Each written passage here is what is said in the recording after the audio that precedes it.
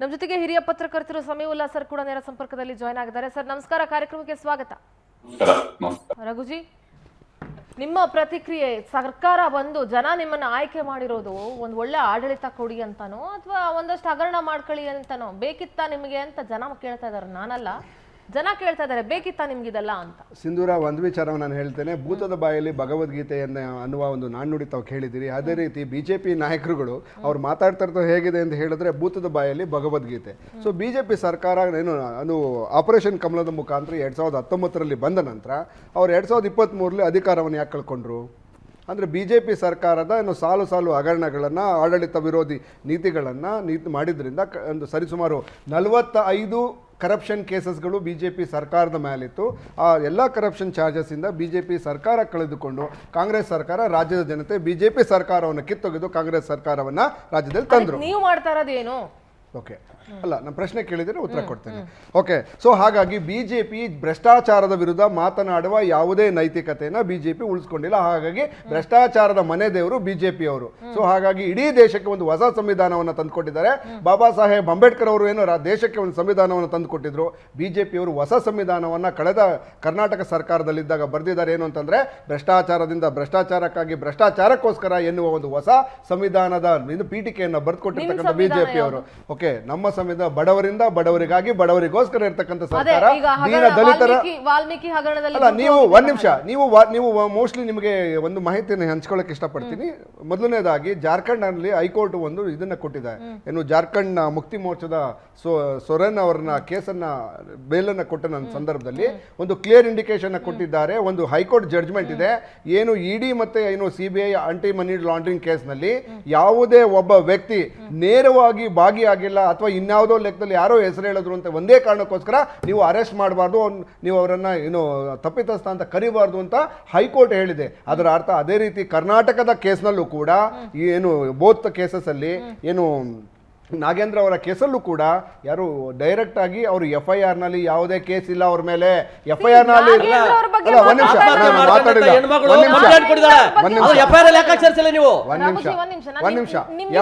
ಒಂದ್ ನಿಮಿಷ ಸಿಂಧೂರ, ನಿಮ್ ವಿಚಾರಕ್ಕೆ ಬಂದ್ಬಿಡ್ತೀನಿ, ಅಲ್ಲೇ ಇಂಟರಪ್ಟ್ ಮಾಡ್ಬಿಡ್ತೀನಿ. ನಾವಿಲ್ಲಿ FIR ಸೇರ್ಸಿದ್ರು ನಾಗೇಂದ್ರ ಅವ್ರ ಹೆಸರು ತಗೊಳ್ತಾ ಇಲ್ಲ. ಹಗರಣ ಯಾಕಾಯ್ತು? ಹಗರಣ ಆಗಿರೋದು ನಿಜ ಅಲ್ಲ. ಹೈಕೋರ್ಟ್ ಎಲ್ಲೂ ಹಗರಣ ಆಗಿಲ್ಲ ಅಂತ ಹೇಳ್ಬೇಡಿ ಅಂತ ಹೇಳಿ. ಹಗರಣ ಇಲ್ಲ, ಹಗರಣ ಆಗಿಲ್ಲ ಅಂತ ಒಪ್ಕೊಂತಿಲ್ಲ. ಹಗರಣಗಳು ಅದೇನೋ ನಾವು ಎಲೆಕ್ಷನ್ ಡ್ಯೂಟಿನಲ್ಲಿದ್ದಾಗ, ಎಲೆಕ್ಷನ್ ಏನೋ ಬಿಸಿನಲ್ಲಿದ್ದಾಗ ಅಧಿಕಾರಿಗಳು ಯಾರು ಇನ್ವಾಲ್ವ್ ಆಗಿದ್ದಾರೆ ಅವರನ್ನು ಆಲ್ರೆಡಿ ಮನೆಗೆ ಕಳಿಸಿದ್ದೇವೆ. ಸರ್ಕಾರ ಇಮ್ಮಿಡಿಯೇಟ್ ಆಗಿ ಆಕ್ಷನ್ ತೆಗೆದುಕೊಂಡು ಅವರನ್ನ ಸಸ್ಪೆಂಡ್ ಮಾಡಿದ್ದೇವೆ. ಸರ್ಕಾರ ಭ್ರಷ್ಟಾಚಾರದ ವಿರುದ್ಧವಾಗಿ ಯಾವ್ದಾನ ಒಂದು ಸರ್ಕಾರ, ಯಾವ್ದಾನ ಒಂದು ಪಕ್ಷ ಭ್ರಷ್ಟಾಚಾರದ ವಿರುದ್ಧ ಒಂದು ಆಕ್ಷನ್ ತೆಗೆದುಕೊಂಡ್ರೆ ಕಾಂಗ್ರೆಸ್ ಸರ್ಕಾರ ಮಾತ್ರ. 75 ಅಧಿಕಾರಿಗಳನ್ನ BJP ಸರ್ಕಾರದ ಹಿಂದಿನ BJP ಸರ್ಕಾರದಲ್ಲಿದ್ದಂತ ಯಾರು ಭ್ರಷ್ಟಾಚಾರಿಗಳಿದ್ರು 75 ಅಧಿಕಾರಿಗಳನ್ನ 48 ಎಕ್ಸಿಕ್ಯೂಟಿವ್ ಇಂಜಿನಿಯರ್ಗಳು ಮತ್ತೆ ಇಂಜಿನಿಯರ್ಗಳನ್ನ ಸಸ್ಪೆಂಡ್ ಮಾಡಿರ್ತಕ್ಕಂಥ ತಾಕತ್ತು ತೋರಿಸಿರ್ತಕ್ಕಂಥದ್ದು, ದಮ್ಮನ ತೋರಿಸಿರ್ತಕ್ಕಂಥದ್ದು ಕಾಂಗ್ರೆಸ್ ಸರ್ಕಾರ ಮಾತ್ರ. ಸೊ ಹಾಗಾಗಿ BJP ಮತ್ತೆ ಬೇರೆ ಯಾರಿಗೂ ಕೂಡ ಈ ಭ್ರಷ್ಟಾಚಾರದ ಬಗ್ಗೆ ಮಾತಾಡುವ ಯಾವುದೇ ನೈತಿಕತೆ ಇಲ್ಲ. ಒಂದ್ ಮಾತನ್ನ ಹೇಳ್ತೀನಿ, ದಯವಿಟ್ಟು ನನಗೆ ಸಮಯ ಕೊಡಿ ಪ್ಲೀಸ್. ಸೊ BJP ಇವತ್ತು ಯಾಕೆ ಅಹೋರಾತ್ರಿ ಧರಣಿ ಮಾಡ್ತಾ ಇದೆ ಅಂತಂದ್ರೆ ಅವರಲ್ಲಿ ಏನು ನರೇಂದ್ರ ಮೋದಿ ಅವರ ಪಕ್ಕ ಕುಮಾರಸ್ವಾಮಿ ಅವರನ್ನ ನೋಡಕ್ ಅವ್ರ ಕೈಲಿ ಆಗ್ತಾ ಇಲ್ಲ. ಯಾಕೆ ಅಂತಾರೆ BJP, ಪ್ಲೀಸ್ ನೀವು ವೇಟ್ ಮಾಡಿ, BJPಯ ಯಾವುದೇ ನಾಯಕರುಗಳಿಗೆ ಅತಿ ದೊಡ್ಡ ಏನು ಪೋರ್ಟ್ಫೋಲಿಯೋನ ಕೊಟ್ಟಿಲ್ಲ. ಕುಮಾರಸ್ವಾಮಿ ಅವರು ಯಾವಾಗ ನರೇಂದ್ರ ಮೋದಿ ಪಕ್ಕ ಕುತ್ಕೊಂಡ್ಬಿಟ್ರೋ ಅವರ ಹೊಟ್ಟೆ ಎಲ್ಲ ಏನೋ ಬೆಂಕಿ ಹತ್ಕೊಂಡಿದೆ. ಅವರನ್ನು ಹೇಗಾದ್ರೂ ಮಾಡಿ ಇಳಿಸ್ಬೇಕು ಅಂತ ಹೇಳಿ ಇದಕ್ಕೆ ಅಹೋರಾತ್ರಿ ಧರಣಿ ಮಾಡ್ತಾ ಇದ್ದಾರೆ. ಯಾಕೆ ಅಂತ ಹೇಳಿದ್ರೆ ಇದರಲ್ಲಿ ಹಗರಣದಲ್ಲಿ ಮಾನ್ಯ HD ದೇವೇಗೌಡರ, HD ಕುಮಾರಸ್ವಾಮಿ ಅವರ ಕುಟುಂಬದ 48 ಸೈಟ್ಗಳು ಕೊಟ್ಟಿದ್ದಾರೆ. ಇದೇ HD ಕುಮಾರಸ್ವಾಮಿ ಅವರಿಗೆ ಪ್ಲೀಸ್ ಕೊಟ್ಟಿದ್ದಾರೆ.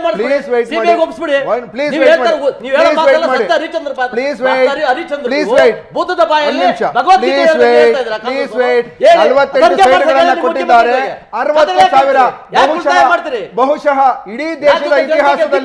ಬಹುಶಃ ಇಡೀ ದೇಶದ ಇತಿಹಾಸದಲ್ಲಿ ಯಾವುದಾದ್ರೂ ಒಬ್ಬ ರಾಜಕಾರಣಿ 60,000 ಅಡಿಯ ಮನೆಯನ್ನ ಸೈಟ್ ಅನ್ನು ತೆಗೆದುಕೊಂಡಿದ್ದಾರೆ ಅಂದ್ರೆ ಅದು ಕೇವಲ ನಾನು ಹೇಳಿರ್ತಕ್ಕಂಥದ್ದಲ್ಲ, ಮಾನ್ಯ ವಿಜಯೇಂದ್ರ ಅವರು ಹೇಳಿರ್ತಕ್ಕಂಥದ್ದು, ಮಾನ್ಯ ಯಡಿಯೂರಪ್ಪನವರು ಹೇಳಿರ್ತಕ್ಕಂಥದ್ದು. 2011ರಲ್ಲಿ ಇವರೇ HD ಕುಮಾರಸ್ವಾಮಿ ಅವ್ರ ಮೇಲೆ ಕೇಸ್ ಕೊಟ್ಟಿರ್ತಕ್ಕಂಥದ್ದು. ಸೊ ಹಾಗಾಗಿ ಇವತ್ತಿನ ಅಹೋರಾತ್ರಿ ಧರಣಿ ಏನು ಅಂತ ಹೇಳಿದ್ರೆ ಹೇಗಾದ್ರೂ ಮಾಡಿ ಈ ಕೇಸನ್ನು ಹೊರಗಡೆ ತರೋಣ, ಕುಮಾರಸ್ವಾಮಿ ಅವ್ರನ್ನ ಇದ್ರಲ್ಲಿ ಸಿಕ್ಸೋಣ, ಹೇಗಾದ್ರೂ ಮಾಡಿ ಕುಮಾರಸ್ವಾಮಿ ಅವ್ರನ್ನ ಕೇಂದ್ರದಿಂದ ಹೊರಗಡೆ ತರಬೇಕು, ಕೇಂದ್ರ ಸರ್ಕಾರ ಹೊರಗಡೆ ತರಬೇಕು ಅಂತ ಹೇಳಿ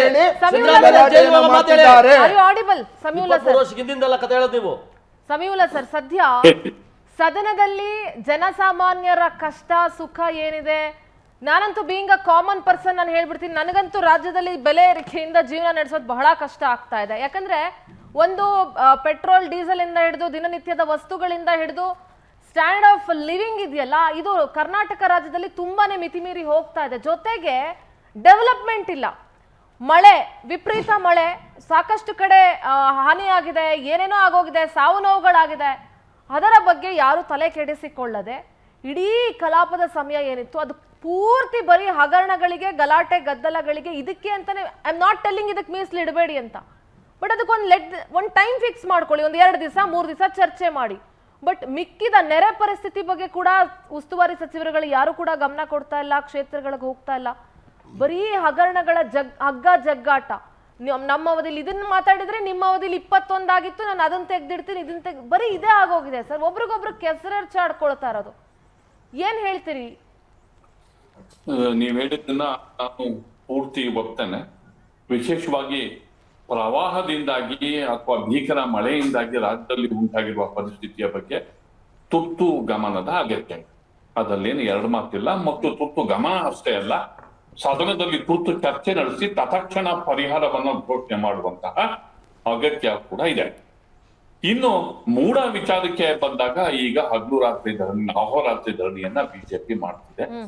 ಈ ವಿಚಾರವನ್ನ ಪ್ರಸ್ತಾಪ ಮಾಡೋದು ಒಂದು ಸಮರ್ಥ ಪ್ರತಿಪಕ್ಷವಾಗಿ ಬಿಜೆಪಿಯ ಹಕ್ಕು.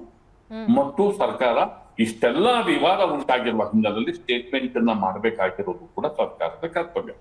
ಅದು ಒಂದು ಟ್ರಾನ್ಸ್ಪರೆಂಟ್ ಆದಂತಹ ವಾತಾವರಣದಲ್ಲಿ, ಒಂದು ಮುಕ್ತವಾದಂತಹ ವಾತಾವರಣದಲ್ಲಿ ಹೌಸ್ ನಡಿಬೇಕು ಅನ್ನೋದು ನನ್ನ ಅಭಿಪ್ರಾಯ. ಅಂದ್ರೆ ಚರ್ಚೆ ಆಗ್ಬೇಕು, ಮತ್ತೆ ಇವ್ರ ಮಾತನ್ನು ಕೇಳ್ಬೇಕು, ಅವರ ಉತ್ತರವೂ ಕೂಡ ಕೇಳ್ಬೇಕು, ಜನಸಾಮಾನ್ಯರ ಮುಂದೆ ಇಡಬೇಕು. ಅಥವಾ ಅವೆರಡನ್ನು ಲಾಜಿಕಲ್ ಎಂಡಿಗೆ ತೆಗೆದುಕೊಂಡು ಹೋಗುವ ನಿಟ್ಟಿನಲ್ಲಿ ಸರ್ಕಾರ ಯಾವ ಕ್ರಮಗಳನ್ನ ಘೋಷಣೆ ಮಾಡುತ್ತೋ ಅದನ್ನ ನೋಡ್ಕೊಂಡು ಅದಾದ ನಂತರ ಬಿಜೆಪಿ ಅದರ ಮುಂದಿನ ಕ್ರಮಗಳನ್ನ ಕೈಗೊಳ್ಳಬಹುದು. ಆಕ್ಚುಲಿ ನಾನು ಸ್ಟಡಿ ಮಾಡಿರೋ ಪ್ರಕಾರ ಇದು all party scandal. Exactly government ಒಂದು ಸ್ಟೇಟ್ಮೆಂಟ್ ಮುಕ್ತವಾಗಿ ಸ್ಟೇಟ್ಮೆಂಟ್ ಪ್ರೆಸೆಂಟ್ ಮಾಡ್ಬೇಕು.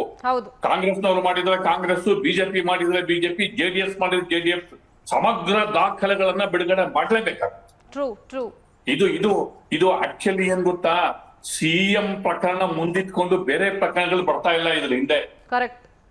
ಸಿಎಂ 3 ಎಕರೆ ಪ್ರಕರಣ, 3 ಎಕರೆ ಅದೆಷ್ಟೋ ಗುಂಟೆ ಪ್ರಕರಣ ಮುಂದೆ ಪ್ರೊಜೆಕ್ಟ್ ಮಾಡ್ಕೊಂಡು ಅದ್ರ ಹಿಂದೆ ಇದಕ್ಕಿನ್ನ ದೊಡ್ಡ ಪ್ರಕರಣಗಳಿದ್ದಾವೆ ಸರ್. ಅಂದ್ರೆ ಈ ಮೂಡ ಹಗರಣದಲ್ಲಿ ಫಲಾನುಭವಿಗಳು 3 ಪಕ್ಷದಲ್ಲಿದ್ದಾರೆ.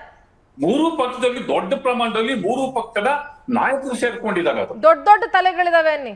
ದೊಡ್ಡ ಇದು 3 ಪಕ್ಷದ ನಾಯಕರು ಇದರಲ್ಲಿ ಸಂಪೂರ್ಣವಾಗಿ ಸೇರ್ಕೊಂಡಿದ್ದಾರೆ. ಈಗ ನನ್ನ ಹತ್ರ ಒಂದು ದಾಖಲೆ ಇದೆ. ಇದು ಇಂಪಾರ್ಟೆಂಟ್ ದಾಖಲೆ ಅಂತ ಅಂದ್ಕೊಂಡಿದ್ದೀನಿ. ಇದರಲ್ಲಿ ಈಗ ಸಿಎಂ ಪ್ರಕರಣಕ್ಕೆ ಸಂಬಂಧಪಟ್ಟದ್ದೇ ಈ ದಾಖಲೆ. ಇದನ್ನ ಹೇಳ್ತೀನಿ. ಸದರಿ ಪ್ರಕರಣದಲ್ಲಿ ಭೂ ಸ್ವಾಧೀನ ಪ್ರಕ್ರಿಯೆಯಿಂದ ಮೇಲ್ಕಂಡ ಜಮೀನನ್ನು ಕೈಬಿಡಲಾಗಿದ್ದರೂ ಪ್ರಾಧಿಕಾರದ ವತಿಯಿಂದ ಅಭಿವೃದ್ಧಿಪಡಿಸಿಕೊಂಡ ಪ್ರಾಧಿಕಾರದಿಂದಲೇ ತಪ್ಪಾಗಿರುವುದರಿಂದ 3 ಎಕರೆ 16 ಗುಂಟೆ ಜಮೀನನ್ನು ಪ್ರಾಧಿಕಾರವು ಉಪಯೋಗಿಸಿ ಅಭಿವೃದ್ಧಿಪಡಿಸಿ ನಿವೇಶನ, ಉದ್ಯಾನವನ, ರಸ್ತೆಯನ್ನು ಸಾರ್ವಜನಿಕಕ್ಕೆ ಉಪಯೋಗಿಸಿರುವುದರಿಂದ ಅಭಿವೃದ್ಧಿಪಡಿಸದೇ ಇರುವ ಜಮೀನನ್ನು ಅರ್ಜಿದಾರರಿಗೆ ಕೊಡಿ ಅಂತ ಹೇಳ್ತಾರೆ. ತಪ್ಪಾಗಿದೆ ಅಂತ ಪ್ರಾಧಿಕಾರ ಸಿಎಂ ವಿಚಾರದಲ್ಲಿ ರೈಟಿಂಗ್ ಅಲ್ಲಿದೆ. ಒಪ್ಕೊಳ್ಳುತ್ತೆ ಪ್ರಾಧಿಕಾರ. ಆಯ್ತಾ? ನೆಕ್ಸ್ಟ್ ಏನ್ ಹೇಳುತ್ತೆ ಗೊತ್ತಾ? ನೆಕ್ಸ್ಟ್ ಇನ್ನೊಂದು ಡಾಕ್ಯುಮೆಂಟ್. ಈ ಡಾಕ್ಯುಮೆಂಟ್ ಅಲ್ಲಿ 2017 ಇಸ್ವಿಯ ಈ ಡಾಕ್ಯುಮೆಂಟ್ ಅಲ್ಲಿ ಅಭಿವೃದ್ಧಿಪಡಿಸದೇ ಇರುವ ಜಮೀನನ್ನು ಕೊಡಬೇಕು ಅಂತ ಹೇಳುತ್ತೆ. ಡೆವಲಪ್ ಆಗದಲ್ಲೇ ಇರೋ ಜಮೀನನ್ನ ವಾಪಸ್ ಕೊಡಿ ಅಂತ ಹೇಳಿ 2017 2020 ನಲ್ಲಿ ಯಾರು ರೂಲಿಂಗ್ ಅಲ್ಲಿ ಇದ್ರು ಅದು ನಿಮಗೆ ಬಿಟ್ಟಿತ್ತು. ಅದು ಇಬ್ರು ಕೊಟ್ಟಿದ್ದಾರೆ. 2020 ನಲ್ಲಿ ಮೇಲ್ಕಂಡ ಪ್ರಕರಣದ ಬಗ್ಗೆ ಚರ್ಚೆ ನಡೆದು ಭೂ ಸ್ವಾಧೀನ ಪಡಿಸದೆ ಉಪಯೋಗಿಸಿಕೊಂಡಿರುವ ಪ್ರಕರಣಗಳಲ್ಲಿ ಭೂ ಪರಿಹಾರ ರೂಪದಲ್ಲಿ ಒಟ್ಟು ವಿಸ್ತೀರ್ಣದ 50% ಅಭಿವೃದ್ಧಿಪಡಿಸಿದ ಜಾಗವನ್ನು ಅಂತ 2020 ಅವಾಗ ಯಾವ ಗೌರ್ಮೆಂಟ್ ಇತ್ತು? ಇವ್ರು ಹೇಳ್ಬೇಕಿಲ್ಲ ಇದಾರೆ ಇಬ್ರುನು. ನೋಡಿ, ಖಂಡಿತವಾಗ್ಲೂ ಅವಾಗ್ಲೂ ನಾನು ಮಾತಾಡ್ತಾ ಇದ್ದೆ. ನೀವು ಒಂದ್ ನಿಮಿಷ ಸಿಂಧೂರ, ನೀವು ಕೂಡ ಪ್ರಶ್ನೆಯನ್ನು ಕೇಳಿದ್ರಿ. ಅಭಿವೃದ್ಧಿಪಡಿಸದೇ ಇರುವ ಜಮೀನು, ನಂತರ ಅಭಿವೃದ್ಧಿಪಡಿಸಿದ ಜಮೀನು, ಆದ್ರೆ 21ರಲ್ಲಿ ಇನ್ನೊಂದು ಆದೇಶ ಬರುತ್ತೆ 21st 21st ಅಲ್ಲಿ ಅವ್ರಿಗೆ ಹೇಳ್ತಾರೆ 50% ಅನುಪಾತದಲ್ಲಿ 38,284 ಚದರ ಅಡಿಗೆ ಅಳತೆಗೆ ಸಮಾನವಾಗಿ ನಿವೇಶನವನ್ನು ಪರಿಹಾರ ರೂಪದಲ್ಲಿ ಕೊಡ್ಬೇಕು. ಆಯ್ತಾ? ಅಂದ್ರೆ ಯಾವ ಪಾರ್ಟಿ ಗೌರ್ಮೆಂಟ್ ಇತ್ತು, ಯಾರು ಡಿಸಿಷನ್ ತಗೊಂಡಿದ್ರು ಅಂತ ನೀವು ಲೆಕ್ಕಾಚಾರ ಹಾಕೊಂಡ್ರೆ ಈಗಿನ ಚರ್ಚೆಗೆ ಸ್ವರೂಪ ಯಾವ ಸ್ವರೂಪ ಬರುತ್ತೆ? ಈಗಿನ ಚರ್ಚೆ ಏನು ಅಸೆಂಬ್ಲಿನಲ್ಲಿ ಈಗ ಬಿಜೆಪಿ ಅವ್ರು ಏನ್ ಹೇಳ್ತಾ ಇದಾರೆ ಅಂದ್ರೆ, ಹೌದು ನಮ್ ಸರ್ಕಾರನೇ ಇದ್ದಿದ್ದು, ಆದ್ರೆ ಸಿದ್ದರಾಮಯ್ಯ ಅವರು ವಿಪಕ್ಷ ನಾಯಕನ ಪ್ರಭಾವವನ್ನ ಬಳಸಿ ಮಾಡಿಸ್ಕೊಂಡಿದ್ದಾರೆ ಅಂತ ಇವ್ರ ವಾದ. ಈಗ ಹಾಗಾದ್ರೆ ಇಸ್ಕೊಳ್ಳೋದಾದ್ರೆ ಕೊಡೋದು ತಪ್ಪಲ್ವಾ? ದಟ್ ಇಸ್ ವಾಟ್, ಅದನ್ನ ಇವಾಗ ಇವ್ರು ಹೇಳ್ತಾ ಇರೋದು. ಅವತ್ತು ಕೊಟ್ಟವ್ರು ಯಾರು ಅದ್ರ ಬಗ್ಗೆನೂ ನಡಿಬೇಕಲ್ಲ. ಈಗ ಅದ ಏನೇ ಆಗಿರ್ಲಿ, ಹಿಂದಿನ ಘಟನೆಗಳು ಯಾರ ಕಾಲಘಟ್ಟದಲ್ಲಿ ಆಯ್ತು, ಯಾರು ಮೂಡ ಅಧ್ಯಕ್ಷ ಆಗಿದ್ರು, ಮೂಡ ಕಮಿಷನರ್ ಆಗಿದ್ರು, ಅದನ್ನೆಲ್ಲ ಬಿಟ್ಬಿಡೋಣ.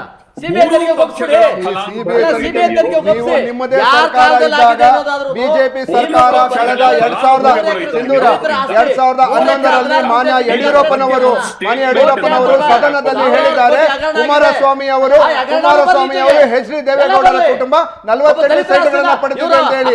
ಹಾಗಾದ್ರೆ 2011ರಿಂದ 2013ರವರೆಗೆ ಸೈಲೆಂಟ್ ಆಗಿ ಹಾಕಿದ್ರು. ಈಗ 2019ರಿಂದ 2023ರವರೆಗೆ ಇದ್ದಂತ ಇದೇ ಸರ್ಕಾರದಲ್ಲಿ ಯಾವ ನೈತಿಕತೆ ಇದೆ? ಒಂದು ಇಸ್ ಕ್ಲಿಯರ್, ಬಿಜೆಪಿ ಅವರು ಕುಮಾರಸ್ವಾಮಿ ಅವರ ಹಣೆ ಮೇಲೆ ಗುಂಡನ್ನಿಟ್ಟು ಅವರನ್ನ ಕೆಳಗಿಳಿಸುವಂತ ಪ್ರಯತ್ನವನ್ನ ಮಾಡ್ತಾ ಇದ್ದಾರೆ. ಕಾಮನ್ ಮ್ಯಾನ್, ನಾನೊಂದು ಪ್ರಶ್ನೆ ಕೇಳ್ತೀನಿ. ಆಯ್ತು, ಬಿಜೆಪಿ ಅವರು ಹಗರಣ ಮಾಡಿದಾರಪ್ಪ, 21 ಹಗರಣನೋ ಇನ್ನೂ ಒಂದು 10 ಸೇರಿಸ್ಕೊಳ್ಳಿ, ಏನ್ ಸಮೀವುಲ್ಲಾ ಸರ್? ಈಗ ನಿಮ್ದೇ ಸರ್ಕಾರ ಇದೆಯಲ್ಲ, ಲಿಸ್ಟ್ ಓದೋ ಬದಲು ತನಿಖೆ ನೋಡಿ, ಬಿಟ್ಕಾಯಿನ್ ಹಗರಣ, ಎಲ್ಲಾ ಹಗರಣ, PSA ಹಗರಣ ಒಳಗೊಂಡಂತೆ ಎಲ್ಲಾ ಹಗರಣಗಳಿಗೂ ನಾವು ಸಮಿತಿಯನ್ನ ನಾವು ನಾಗಮೋಹನ್ ದಾಸು ಮತ್ತೆ ನಿವೃತ್ತ ಚೀಫ್ ಜಸ್ಟಿಸ್ ಅವರ ನೇತೃತ್ವದಲ್ಲಿ ತನಿಖೆ ನಡೀತಾ ಇದೆ. ನಾವು ಯಾವುದೇ ಕಳ್ಳರನ್ನ, ಯಾವುದೇ ರಾಜ್ಯ ಸರ್ಕಾರಕ್ಕೆ ಮತ್ತು ರಾಜ್ಯದ ಜನತೆಗೆ ದ್ರೋಹ ಬಗ್ಗಿದ್ದಾರೆ ಅವರನ್ನ ನಾವು ಬಿಡುವಂತ ಪ್ರಯತ್ನ ಮಾಡುವುದೇ ಇಲ್ಲ. ಕಾಂಗ್ರೆಸ್ ಅವ್ರು ಇವಾಗ ಇವ್ರು ಕಾಂಗ್ರೆಸ್ ಅವ್ರ ಹಗರಣ ಬಿಜೆಪಿ ಅವ್ರು ಮಾತಾಡಿದ್ರೆ ನಿಮ್ದಿಷ್ಟ ಹಗರಣ ಇದೆ, ನಿಮ್ದಿಷ್ಟ ಹಗರಣ ಇದೆ. ನನ್ನ ಹಗರಣದ ಬಗ್ಗೆ ಮಾತಾಡ್ತಾ ಇಲ್ಲ. ಯಡಿಯೂರಪ್ಪನವರು ಹೇಳಿರ್ತಕ್ಕಂಥ ವಿಚಾರ ಯಾಕೆ ಮಂಡನೆ ಮಾಡ್ತಾ ಇಲ್ಲ? ನೀವು ತೆಗೆದುಕೊಳ್ಳಿ, ನಾವು ಚರ್ಚೆ ಮಾಡಿ. 2011ರಲ್ಲಿ ಇದೇ ಸದನ ಸಮಿತಿ, ಇದೇ ಸದನದಲ್ಲಿ 48 ಸೈಟ್ಗಳನ್ನ ಪಡೆದಂತ JDS ನಾಯಕರ ಬಗ್ಗೆ ಯಾಕೆ ಮಾತಾಡ್ತಾ ಇಲ್ಲ ಇವರು? ಮಾತಾಡ್ತಾ ಇದ್ದೀವಿ.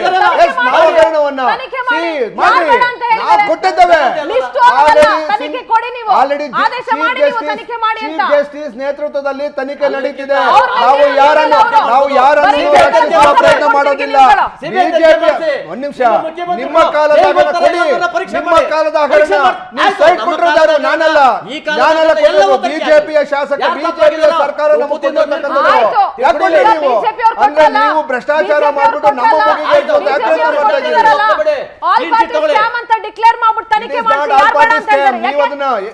ಒಂದ್ ನಿಮಿಷ, ನಮ್ಮ ಅದ್ರಲ್ಲಿ ಭಾಗನೇ ಇಲ್ಲ.